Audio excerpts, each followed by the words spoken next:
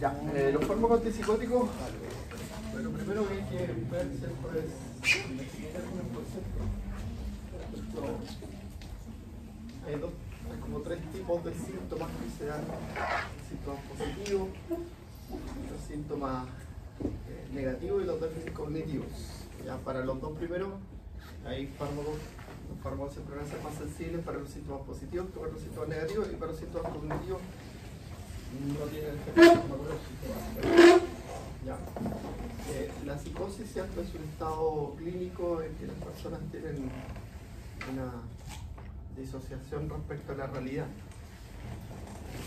De ahí viene, ¿cierto?, el término antipsicótico, que evita que ocurra esos eventos. Más bien, ¿cierto?, los eventos, como les decía, desde el punto de vista farmacológico, son estos: por ejemplo, alucinaciones, delirios, hablar de forma desorganizada, comportamientos desorganizados, agitados, y un trastorno formal positivo del cerebro. Síntomas negativos: apatía, abulia, anhedonia, socialidad. Eso es como más difícil de tratar desde el punto de vista farmacológico. O sea, y más bien, ¿cierto?, los medicamentos, por eso ustedes que desde el punto de vista psiquiátrico, la eficacia se ve como responden a esta sintomatología. Entonces su eficacia es peor frente a estos síntomas negativos. Y frente a los síntomas negativos, déficit cognitivo, básicamente no tiene ningún. ¿Ya?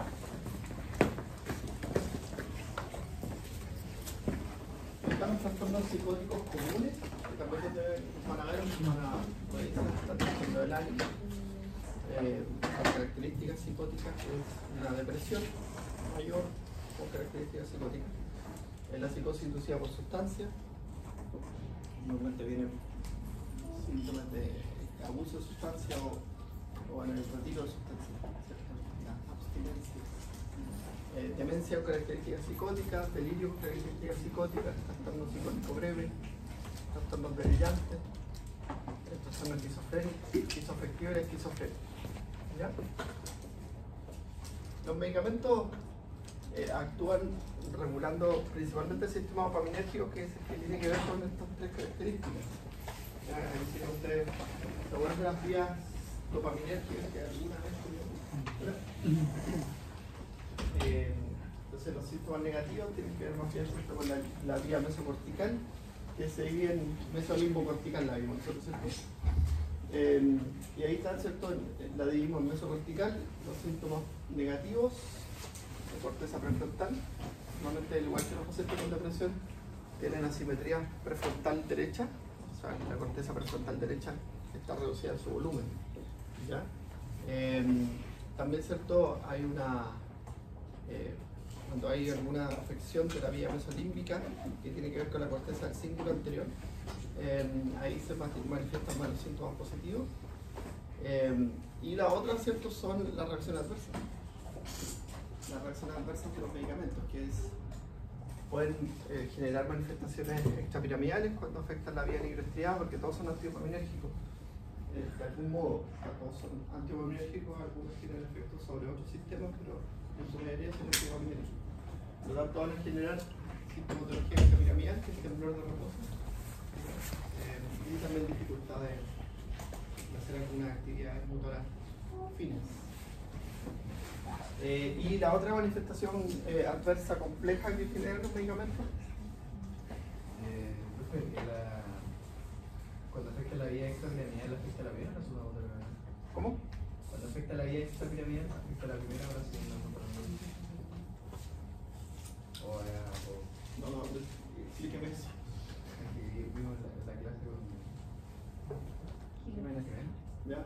Que iba a estas secciones como de esto, pero explicar como que está una motorona a la otra. Sí, me parece. ¿Por qué? ¿A qué se refiere con primera motorona, segunda motorona? Que la primera motorona da como la elasticidad del músculo y la segunda da como la contractividad de la fuerza. Es neurona periférica. Sí, neuronas periféricas. Esas son neuronas periféricas. Esas son cuando tú hablas antes se hablaba de primera motoneurona, segunda motoneurona, para hablar de la alfa motoneurona y la gamma motoneurona. La alfa motoneurona es la que crea la receptividad, sí, efectivamente. Y la gamma motoneurona es la que da la velocidad, pero es una neurona periférica, y esta es central.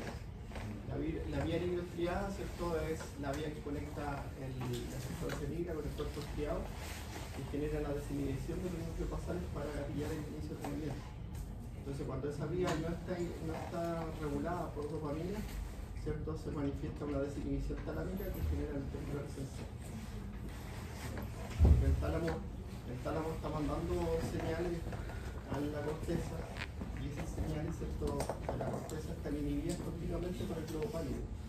Entonces, lo que ocurre al no haber señal dopaminérgica inhibitoria, para bloquear la vía dopaminérgica, esta vía está alterada y el tálamo está mandando señales y genera un temblor esencial que es el tranquilizonismo. Lo que cuando hablas de primera o segunda motoneurona, el doctor Jiménez, él es cuando habla de la alfa motoneurona y la gamma motoneurona, que son las neuronas periféricas. ¿Ya? ¿Ya? Bueno, y ¿cierto? Cuando se afecta la vía tubero-infundibular, se produce como reacción adversa la hiperprolactinemia. ¿Ya? ¿Qué es lo que hace la dopamina? ¿Sí? Y esto, un tema de la dopamina, ¿lo han escuchado? No sé qué tan informados están, pero esta semana salió un estudio súper bueno. Salió esta semana, que asocia que el uso de libera dopamina en exceso puede producir daño irreparable en el cerebro. Era como una teoría casi, que mucha gente que decía no, si no. ¿Sí? Pero ahora sale un estudio súper implica un montón de gente que hace que estos compuestos, ¿cierto? Estas cositas liberan dopamina y producen daño cerebral y aumentan el riesgo de padecer depresión en jóvenes, adultos y en niños. Así que hay que limitarse con esta cuestión. Ya. Bueno, entonces hay antipsicóticos que se denominan típicos y antipsicóticos que son atípicos. Los típicos más bien, ¿cierto?, son antidopaminérgicos puros. Son los antidopaminérgicos que a mí me enseñaron alguna de la clorpromazina, el haloperidol y el droperidol, ¿cierto? Se dividen en dos familias, la fenotiazina y las butilofenonas, ¿cierto? Y son antidopaminérgicos puros. Ya normalmente inhiben la familia de Von-like, ¿cierto? A nivel central. Y también se clasifican como de primera generación. Los otros antipsicóticos que son atípicos, normalmente, ¿cierto?, de segunda generación, además de generar el efecto antidopaminérgico, tienen efectos sobre otros neurotransmisores, sobre el sistema serotoninérgico, sobre el sistema adrenérgico, ¿ya?, sobre el sistema colinérgico. Entonces tienden, ¿cierto?, a tener algunos beneficios, aun cuando a veces su potencia tiende a ser menor, ¿ya? Porque si el típico y modelo de comparación es el haloperidol, que fue el antipsicótico que se utilizó por muchos años como único medicamento, ¿ya?, que tiene mayor potencia antipsicótica, que tiene mayor eficacia, ¿cierto?, sobre los diferentes episodios que analizamos anteriormente. Y aparecen, ¿cierto?, los otros, hay, bueno, algunos como el aripiprazol, ¿cierto?, que tiene muy buena actividad. Quetiapina, que a veces la van a ver ustedes, ¿cierto?, en otras terapias, porque también tiene un buen efecto hipnótico. ¿Ya? Entonces, a veces se ven en otras terapias y no quiere decir que a veces uno ve que de repente el psiquiatra le prescribe a un joven quetiapina o a un adulto quetiapina, y no quiere decir que tenga esquizofrenia, sino que, ¿cierto?, porque la quetiapina es un buen medicamento para manejar los trastornos del sueño, que a veces, ¿cierto?, están asociados al uso de antidepresivos. Sobre que eran una de las reacciones adversas más comunes del antidepresivo. ¿Ya? Bueno. Miren, ahí por ejemplo tienen el haloperidol, ¿cierto? Su efecto principalmente es antidopaminérgico. Se lo ven, ¿cierto? Tiene cierto efecto antiadrenérgico, pero su efecto casi siempre es antidopaminérgico. Ahora es común que tenga efecto antiadrenérgico porque dopamina con adrenalina tienen simétrico estructural, ¿cierto? Si nosotros miramos, ¿cierto?, los otros antipsicóticos, ¿cierto?, los que son más atípicos, vamos a mirar algunos. Por ejemplo, si miran ustedes la quetiapina, la quetiapina, su efecto, si bien, ¿cierto?, es menor su efecto antidopaminérgico, pero se potencian más bien, ¿cierto?, algunos efectos antiadrenérgicos, ¿ya? Y algunos efectos, ¿cierto?, inhibiendo el transportador de dopamina, más que actuar directamente sobre la dopamina, ¿ya? El aripiprazol, ¿cierto?, otro medicamento bien interesante que además de los efectos antidopaminérgicos se suman todos sus efectos sobre el sistema serotoninérgico y sobre el sistema adrenérgico. ¿Ya? Este otro es interesante porque, yo les digo porque son interesantes porque aripiprazol, quetiapina tienen una eficacia elevada, comparable a la del haloperidol, con otros beneficios. ¿Ya?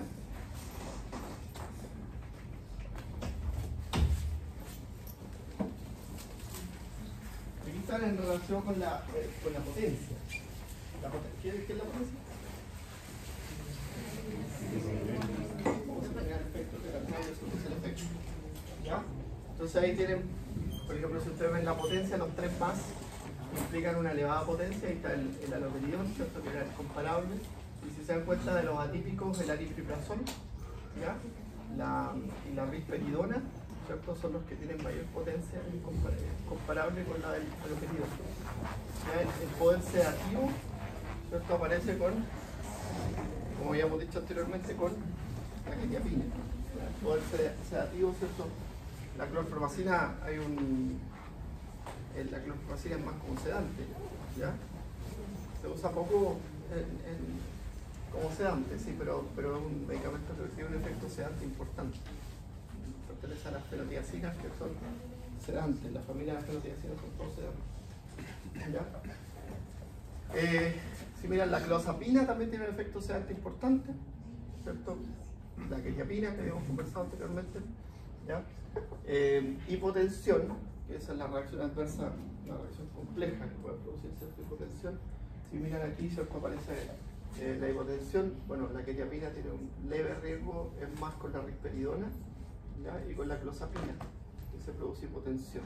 Y ahora, de los típicos, el poder hipotensor, ¿cierto?, es bajo, que puede generar como reacción adversa hipotensión.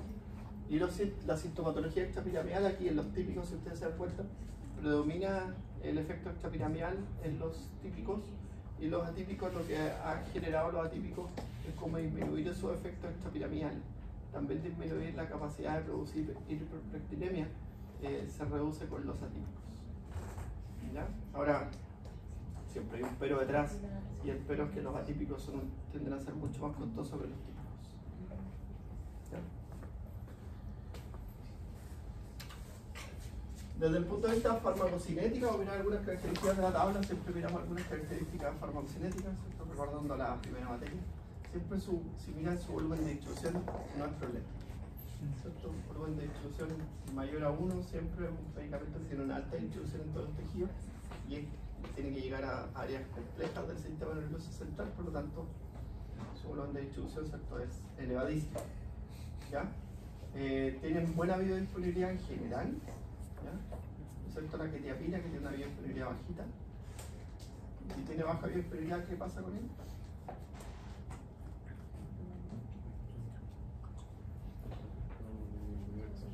¿Ah? ¿Ya? Sí, tiene alto efecto en el paso, pero ¿qué pasa si tiene baja biodisponibilidad? ¿Qué le dirías tú a una persona que le va a prescribir quetiapina? Que va a tardar en hacer efecto mucho más. ¿Ya? Miren la potencia. ¿Ven?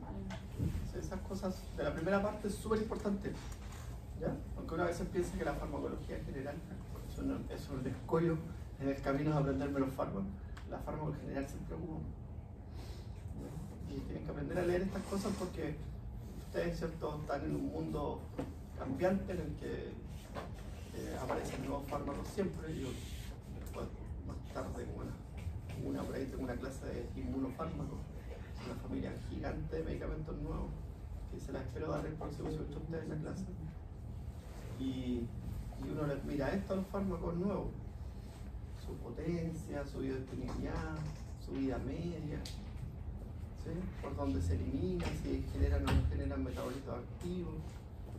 Eso es lo importante, porque eso te va a como ayudar a predecir el comportamiento que va a tener el medicamento en ¿Por qué fármacos no tienen porcentaje de eliminación? que no se eliminan por la orina. En su mayoría, ¿cierto? Se eliminan en bajo porcentaje por la orina. Por lo tanto, ¿dónde se eliminan? El hígado. O sea, la mayoría de los medicamentos de uso humano sufren glucuronotransformación, o sea, se les transfiere un glucuronio. Y en esto sí es típico, ¿cierto?, que se eliminen en su mayoría por glucuronotransformación. Ahora, ¿es bueno eso? Porque si no, ¿qué afectaría? ¿Al riñón? La función renal. Y en el riñón hay receptores de dopamina, entonces pueden afectar la función renal. Bien. Los de segunda generación, en un contexto, ¿cuál sería mejor? O sea, contexto normal de un paciente que sea psicótico, ¿qué se le daría? ¿Típico o atípico? Eso lo va a ver tú, bueno, el psiquiatra o el psiquiatra, dependiendo de las características de la psicosis que tenga el paciente. Pero más que se daría los típicos, aunque Los tengan típicos más, se usan más. aunque tengan sistema, o sea, tengan reacciones extrapiramidales. Sí. ¿Pero por qué? Porque tienen más potencia, tienen más poder sedativo, tienen más poder. Ya, pero tú, entre tú y el psiquiatra, o tú si eres psiquiatra en el futuro, vas a poder elegir, ¿cierto?, dependiendo de las características clínicas que tiene el paciente. O sea, hay por eso en este curso siempre acompañamos de esos talleres que ahí con el doctor le dice, oye, el paciente llega con tales características, le damos. Eso hace el doctor Isabel siempre, ¿cierto? Profe, que hayan fármacos que por ejemplo lleguen a las 150 horas, va a depender todo de las mismas características del fármaco, ¿cierto? Claro. Y de su unión a proteína y su baja eliminación. Claro, la vida media. Entonces, mira, esos que tienen de 30 a 150 horas de vida media, el volumen de distribución, me parece que el volumen de distribución era directamente asociado con la vida media. A mayor volumen de distribución, mayor vida media. Mira, volumen de distribución 20 a 40 y vida media 30 a 50. Entre más volumen de distribución. Volumen de distribución 1.1, vida media 6.6 horas. Que en la tabla que está 2 diamantes muestra que la clozapina interactúa con casi todos los receptores. Claro. ¿Eso significa que tiene mayor efecto contrario? No, porque su interacción es leve, es moderada, si te das cuenta de una interacción moderada. Ahora tiene más beneficios que efectos adversos.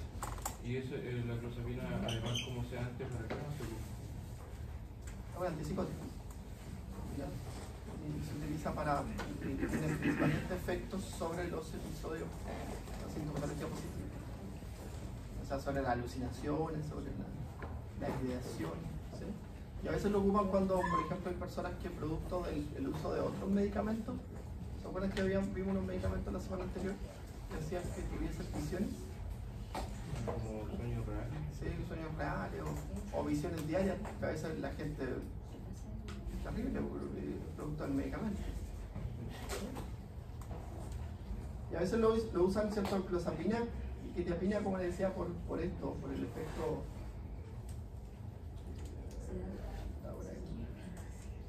Por esto lo usan como complementario para tratar, aparte de las reacciones adversas que pueden producir los antidepresivos, como su efecto sedante como inductores del sueño, y como ansiolítico.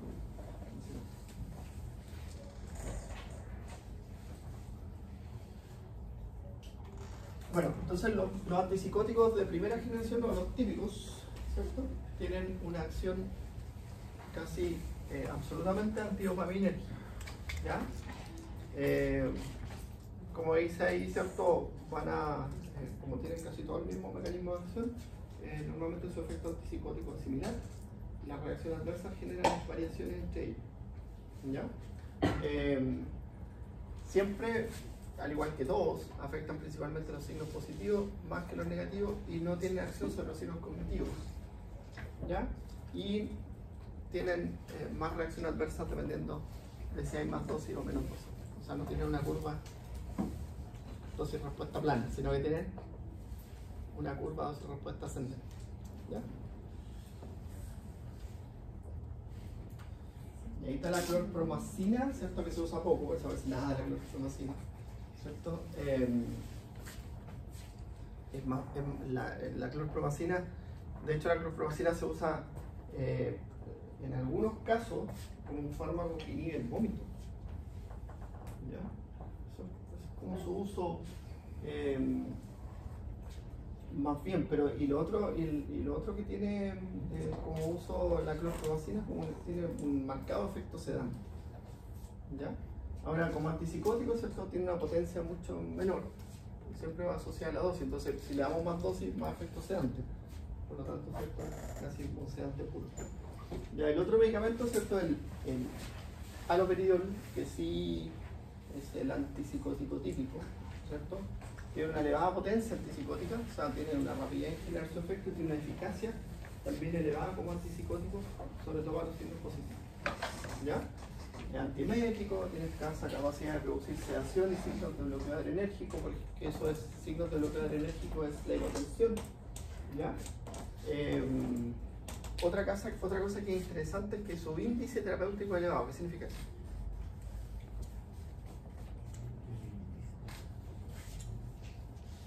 Porque esto tienen que tratar de, cuando lo estudian, de entender.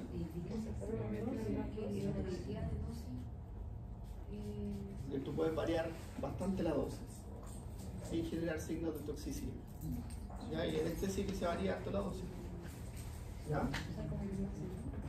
Claro. O sea, como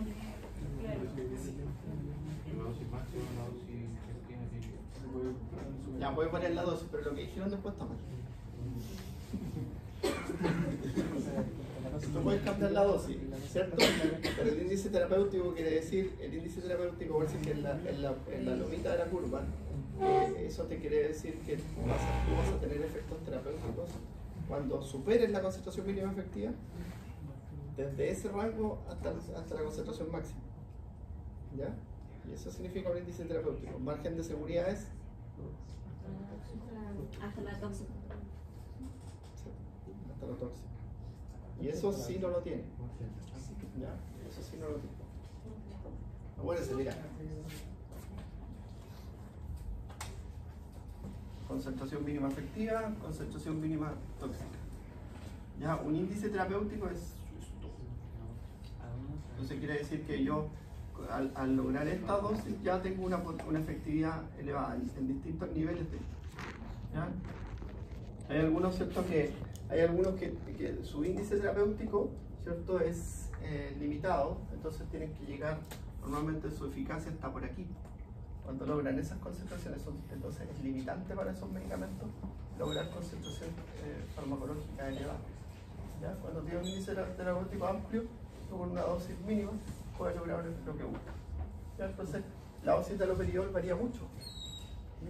Varía mucho y dependiendo de lo que estés buscando. ¿Sí?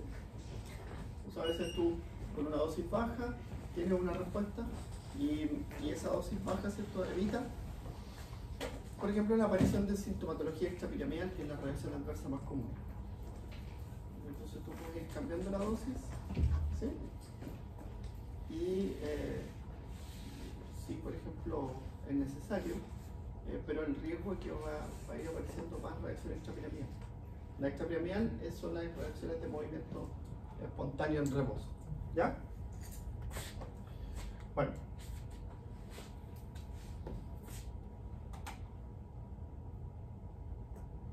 Y aquí están los síntomas extrapiramidales, ¿cierto? Aparecen en menos de 3 meses de uso. ¿Ya? Son distonía, acaticia y parkinsonismo. ¿Ya? Y sintomatología de motoneural. Eso es como la sintomatología motoneurona, es que tiene dificultad de coordinar los movimientos, sobre todo movimientos finos. ¿Sí? Más de 3 meses, disinesia tardía. ¿Qué es la disinesia tardía? Usted tenía neurología, según lo que me dijeron. Movimiento incorporado. Eso es sintomatología extrapyramidal. Disinesia tardía. Pero es biología neurológica, ¿cierto? ¿Se conoce al doctor Jiménez? ¿Sí? ¿Ah? Pero quizás lo dijo con un nombre súper antiguo.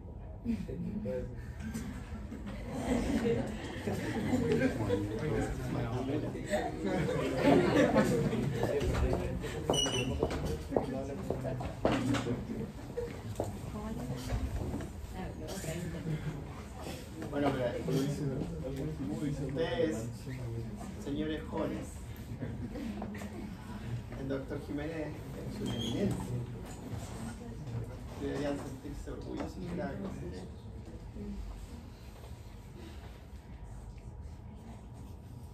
A mí me habría encantado que hiciera clase. Aquí es la disinencia tardía, pero pensaste que lo buscaste ahí, Lucas. Y es un trastorno del movimiento y como resultado del uso prolongado de ciertos medicamentos, especialmente psicoactivos. Se caracteriza por movimientos involuntarios y repetitivos, como sacudidas faciales, movimientos de lengua, masticación involuntaria, o movimientos de los brazos y piernas. Y hay otra gente que le dice los tic. Están así, tú los ves, no estás esperando. Son las representaciones. ¿Ya? Sedación, reacción adversa, ¿cierto? De los típicos. Hipotensión ortostática, pero el efecto que tiene antiadrenérgico, efecto anticolinérgico. ¿Qué produce los efectos anticolinérgicos? Ya tenemos que tener como un patrón de efectos anticolinérgicos, porque hay muchos medicamentos que tienen actividad anticolinérgica. Los que hemos visto, ¿Era disinesia? disinesia. ¿No es lo mismo que la disinesia? No. Disinesia es que no tiene movimientos repetitivos. La otra tiene movimientos repetitivos y no tiene repetitivos. No es disinesia. Ya, los efectos anticolinérgicos tienen como que irlo agrupando, porque les decía yo, estudiar esta cuestión es un lío. Cuando tengan que estudiar esto se van a dar cuenta que es un lío. Son un montón de medicamentos. Y cómo los tenemos que aprender es cómo los van a aplicar, ¿cierto?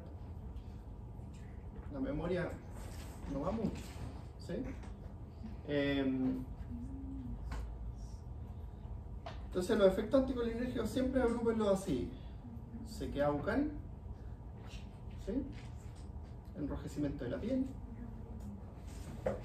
¿sí? Irritación ocular, disminución de las secreciones, ¿sí? Sequedad ocular, sequedad bucal, enrojecimiento de la piel. Eso puede tener taquicardia igual como efecto anticolinérgico. Y esos son los más importantes. Los demás, ¿cierto? Pueden haber, ya puede ser marcado en algunas personas, visión borrosa, dificultad de acomodación visual, ya que eso ya es como mucho más marcado.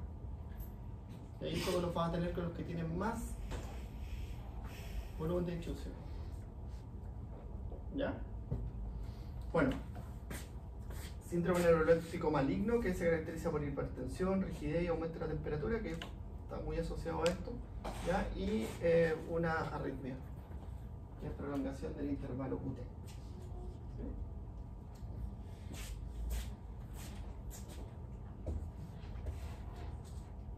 Ya los atípicos, como les decía yo, tienen menos actividad antiodopaminérgica.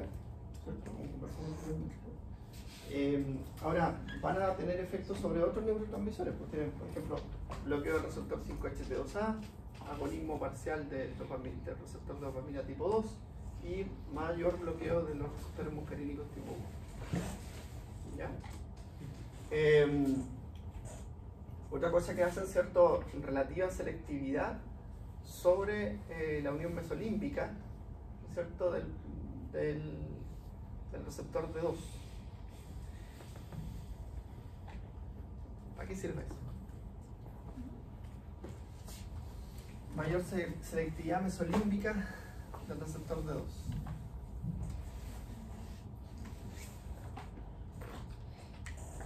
¿No? Mira para atrás. No falta.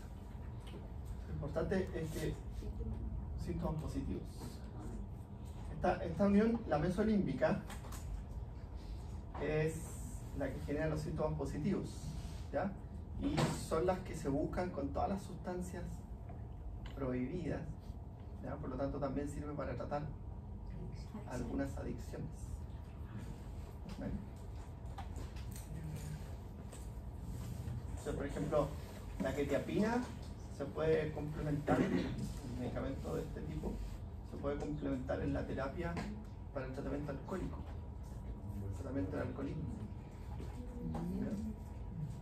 O a veces, cierto, también se le dan a las personas que tienen como complementaria, se le dan a las personas que tienen trastornos de la conducta alimentaria,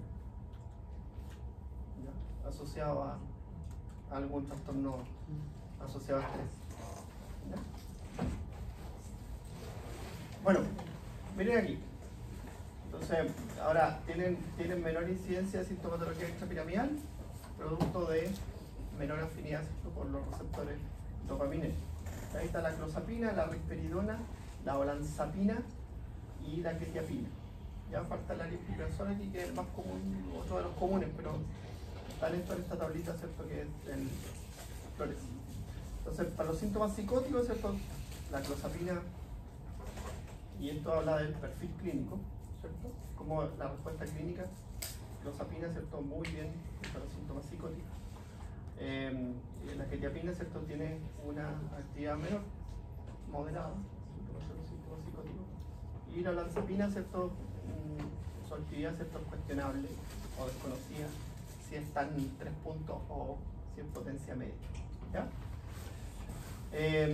Para los síntomas negativos, todos no andan muy bien, ¿sí?, pero se suman respecto de los anteriores.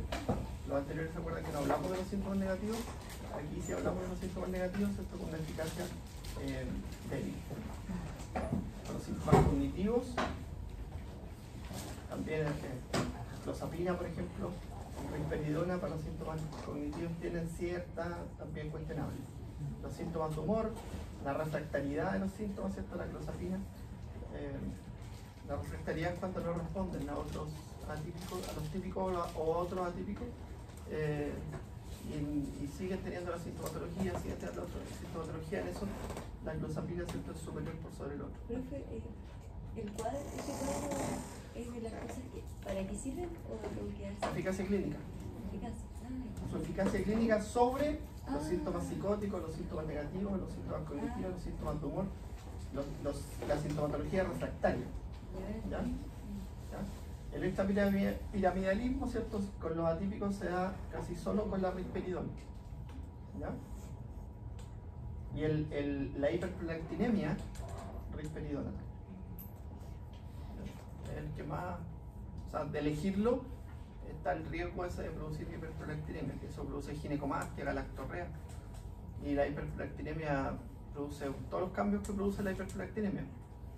¿Vieron hiperprolactinemia en algún momento? ¿No? ¿No han visto enfermedad endocrina? Eso es el segundo semestre.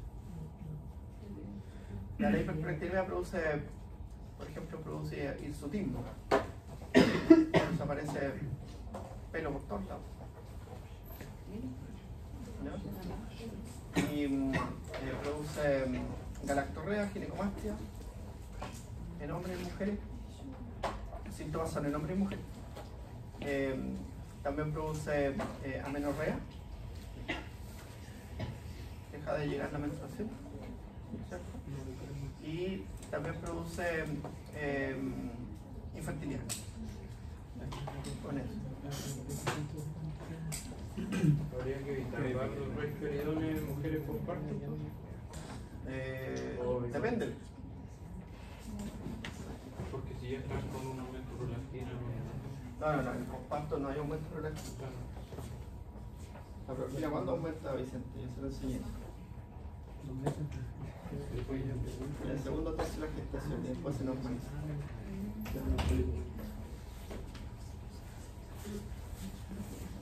Pero un reaumento, eso sería lo que reaumenta.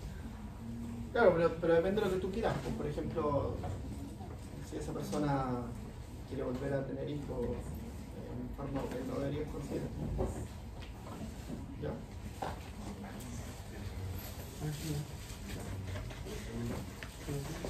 Ya, los atípicos, ¿cierto? Son también producen reacciones adversas comunes, por ejemplo, el aumento de peso se da más en el orden que aparecen aquí. Ya esto hay una serie de artículos, ¿cierto?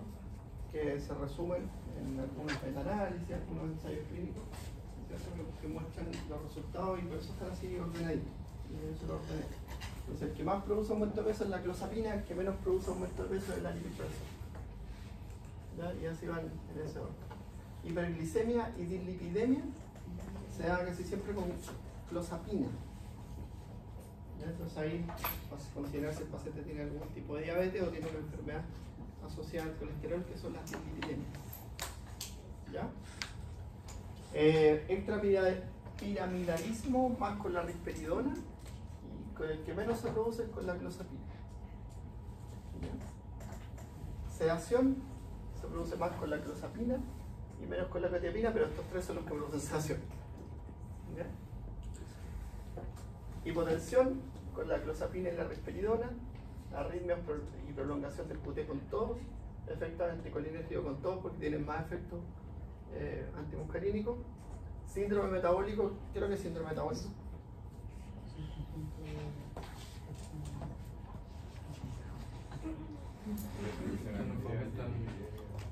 ¿Lo tiene? ¿Ya? Metabólico. Pero ¿cuáles son pues, esos problemas? Función arterial, lipidemia, resistencia a la insulina y uno. Ya, pero por ahí no hay. Sobre el ¿ya? Ya. Y esta tabla que está acá, ¿cierto? Aquí los pueden ver, esos son los resultados de este estudio. Entonces el aumento de peso, ¿cierto? Clozapina, que está ahí, riesgo de diabetes mellitus, ¿cierto? De provocar resistencia a la insulina, he aumentado con el uso de la clozapina y la olanzapina.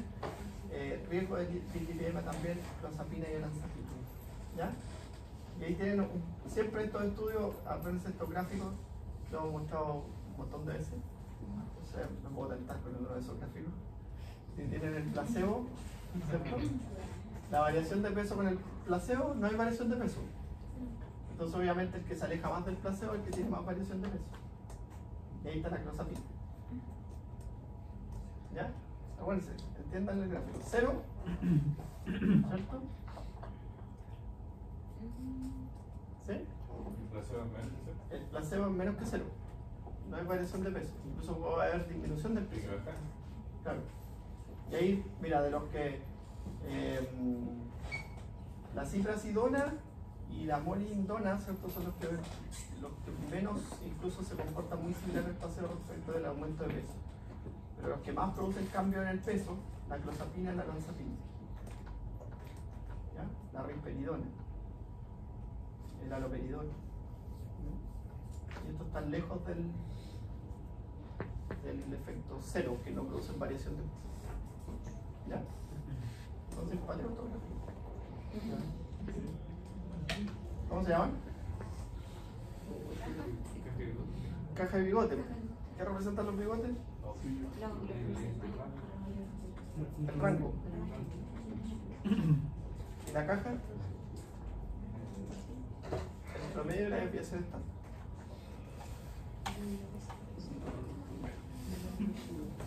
Estadística.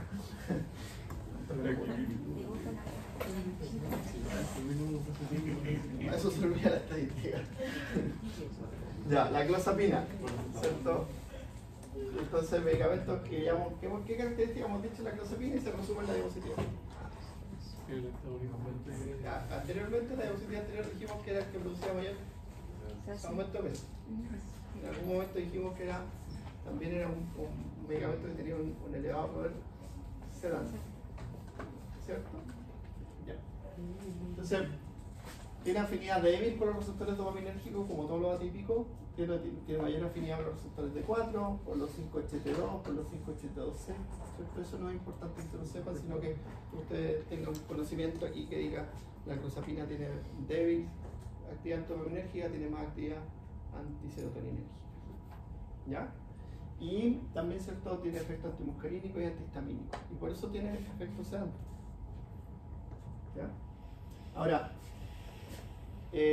más selectividad sobre el área mesolímbica que sobre las otras áreas. ¿Sí? Por lo tanto, también me sirve para tratar la sintomatología positiva por sobre la otra sintomatología.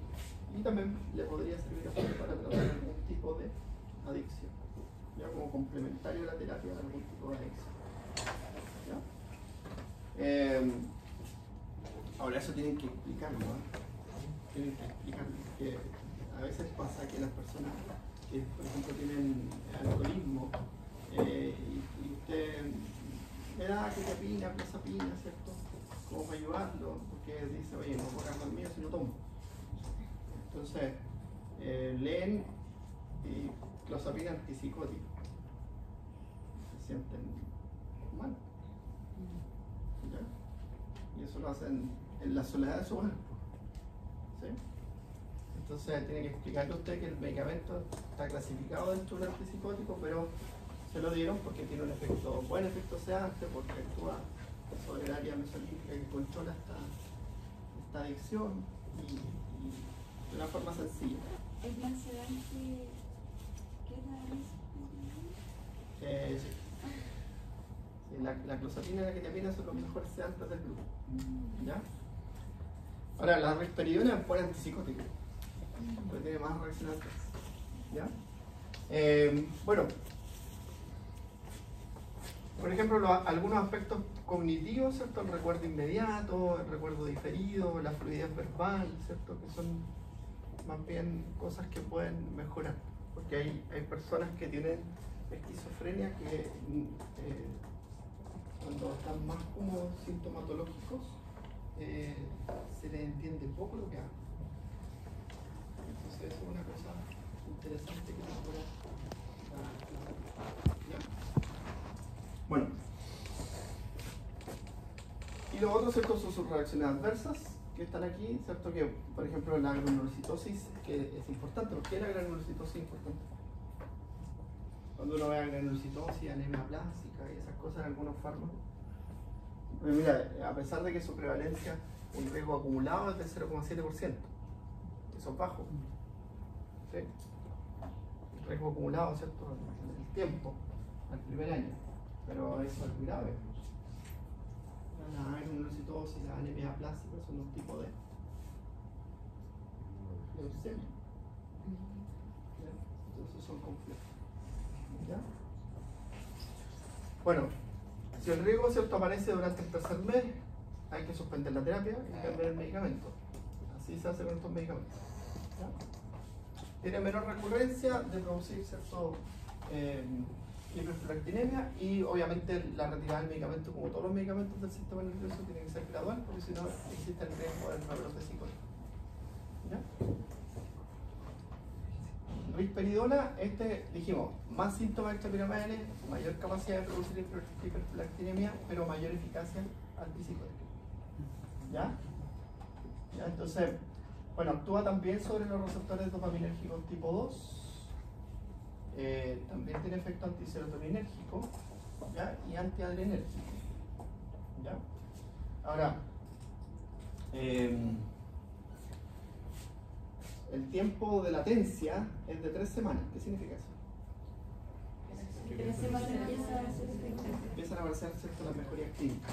Y el pero que tiene, ¿cierto?, como tiene toda esta actividad, ¿cierto?, es que puede aparecer en personas el síndrome neuroléptico maligno. ¿Ya? ¿Alguna vez lo escucharon eso? el síndrome de la neurolepsis, cuando tú haces neurolepsia, es como que hay una disociación de lo que estás pensando versus lo que está pasando en tu cuerpo. Eso es neurolepsia. ¿Ya? Y eso es complejo en alguna situación. ¿Ya? Porque a veces, ¿cierto? El síndrome neuroléptico maligno también cursa con activación, una activación, ¿cierto?, no controlada del sistema nervioso autónomo. Entonces se puede producir sudoración profusa, se puede producir una taquicardia, se puede producir, ¿cierto?, un hipertermia. ¿Ya? Eso. ¿Es distinta la alucinación? Es distinto. Porque es como que la gente ve distinta a lo que realmente está pasando. Sí, no, pero aquí hay como una disociación de respecto a lo que yo estoy pensando versus lo que me está ocurriendo. Entonces, como que no pueden responder a los estímulos, porque pierden cierto control de su cuerpo. ¿Ya?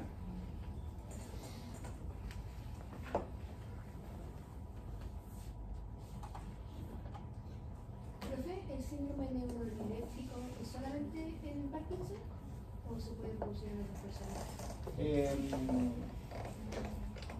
Se puede producir en otras personas. En los con Parkinson aumenta el riesgo. Ah, ya. ¿Ya? Y en los pacientes con epilepsia pueden aparecer episodios de convulsiones. ¿Ya? Esa es otra cosa que no se lo había comentado antes. Por el daño por el daño de la sustancia negra. Claro, que tiene efecto anticolinérgico. Ya, la olanzapina y la quetiapina, ¿cierto? Son medicamentos que son más comúnmente prescritos para distintas situaciones. Ya, también pertenecen a los atípicos, eso también lo mencionaba anteriormente. Ahora, también, ¿cierto?, tiene la capacidad, como decíamos anteriormente, sobre los síntomas positivos, poca actividad sobre los síntomas negativos, pero esto sí, tanto olanzapina como quetiapina, se ha visto cierta mejoría de los aspectos cognitivos. ¿Los aspectos cognitivos qué son? Siempre hablamos de lo cognitivo. Usted sabe eso.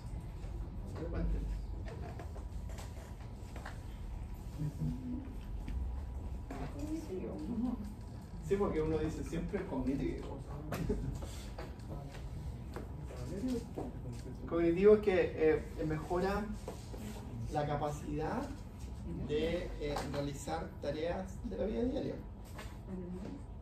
La memoria, el trabajar, el hacerse sus cosas, el tener un orden en la secuencia de las cosas que hace en el día a día. ¿Sí? Y eso es los aspectos cognitivos. Tareas ejecutadas. Todos los test de evaluación cognitiva te hacen dibujar, te hacen pintar, te hacen lea las palabras que están aquí arriba y escríbalas acá abajo cuando dé vuelta la hoja. Entonces, ¿cuántas palabras recordáis? Y esas son como tareas ejecutadas cognitivas. ¿Ya? Ya. Y ahí siempre tienen que tener en cuenta, hay un sesgo en esas tareas cognitivas, que es el nivel educacional que tienen las personas. ¿Ya? Y que en estas personas a veces esto es complejo porque algunas veces, y lo van a encontrar que es común, nunca estudiaron, nunca fueron al colegio, y son analfabetos, porque la gente, ¿cierto?, no lo educó, porque no tenían a lo mejor la posibilidad de dedicarse a hacerlo, ¿cierto? Es común en las personas que tienen esquizofrenia. ¿Ya? Entonces las tareas cognitivas a veces hay que tener cuidado. Ese es el único sesgo, hay que tener cuidado cuando uno las evalúa, el nivel educacional de las personas. Ya. Tienden a tener menos reacciones adversas en general, pero su potencia y su eficacia siempre tiende a ser menor. ¿Ya? Los dos, ¿cierto?, tenían un buen efecto sedante, un buen efecto sobre los síntomas positivos. ¿Ya?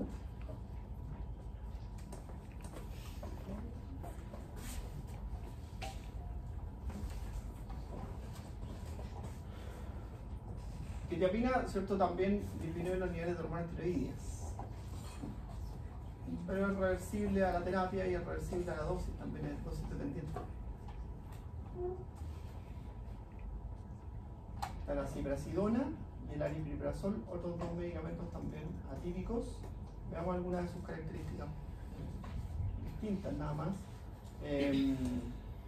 Bueno, en este vuelven a aparecer, ¿cierto?, los síntomas extrapiramidales. Ahora, el aumento de prolactina normalmente se da al inicio de la terapia y después se normalizan, ¿ya? Hipotensión ortostática y tiene más riesgo de producir arritmia. El aripiprazol, ¿ya? Es un medicamento, su nombre es raro, ¿cierto? Es aripiprazol. Pero el nombre es complejo, hay que tratar de partirlo en dos para que sea más fácil decir. Ya, este medicamento, ¿cierto?, se ha denominado el estabilizador del sistema dopaminérgico. Ya tiene muchos efectos benéficos, ¿cierto? Con mínimos efectos adversos. ¿Ya? Entonces, por ejemplo, si bien ocupa casi todos los receptores dopaminérgicos triatrales, ¿cierto?, no produce efectos piramidales, ¿ya?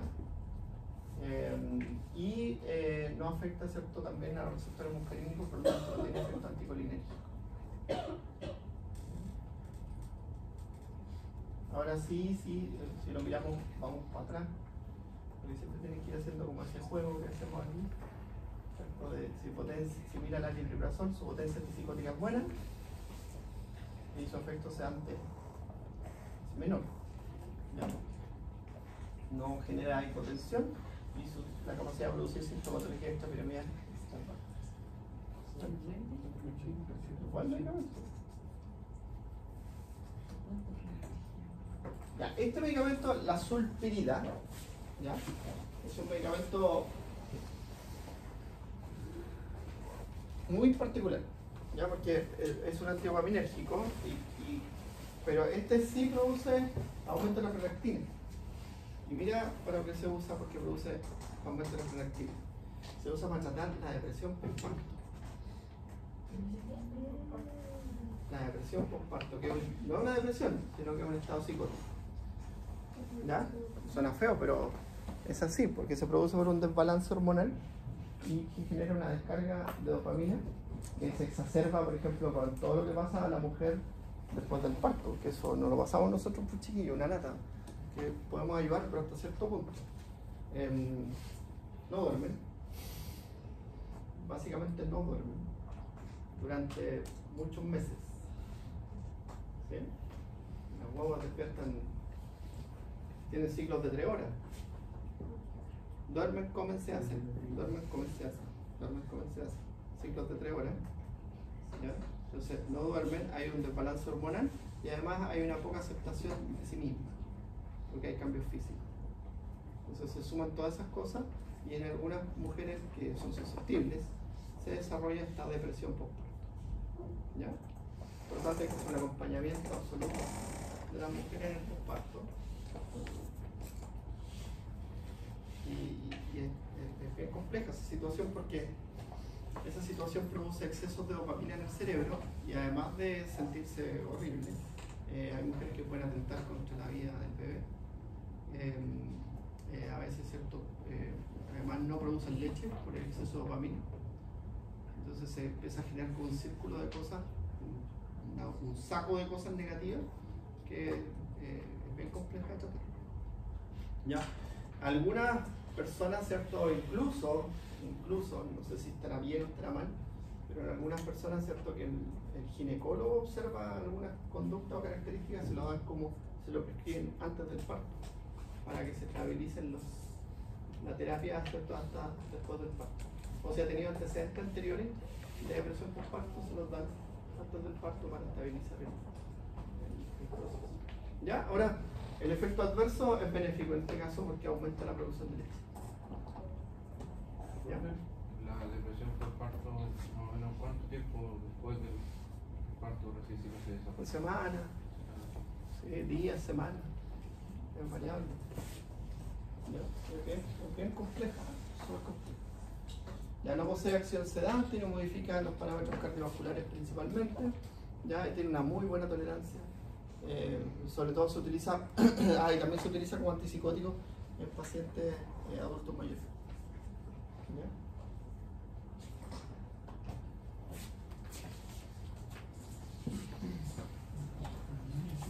A bajas dosis actúa como un antagonista selectivo de los receptores dopaminérgicos presinápticos y facilita la neurotransmisión dopaminérgica. Y eso tiene un efecto antidepresivo y desinhibitorio. Sulprida. La misulprida, ¿cierto? Es un medicamento que tiene un bloqueo de los receptores de 2 y de 3 selectivo, ¿cierto? Del sistema límbico.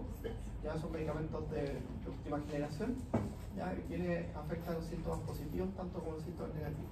Ahora, su eficacia no está totalmente comprobada porque son medicamentos tan nuevos que se ha visto poco en ensayos clínicos multicéntricos, que es como se hacen todas las conclusiones.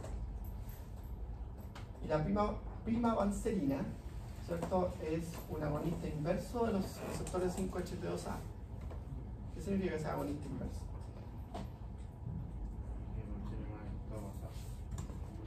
¿Cómo? Disminuye la actividad basal, incluso la baja, ¿ya? Y se usa para el tratamiento de la psicosis de los pacientes con Parkinson. Porque en un paciente con Parkinson, ¿cuál es el pero de los anticolinérgicos?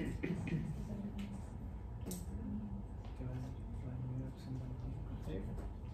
Entonces, ahí tiene el medicamento para tratar la psicosis de los pacientes con Parkinson. ¿Ya? ¿Vamos a buscar cafecito? ¿Ya? Seguimos con los estabilizadores del ánimo. ¿A qué hora?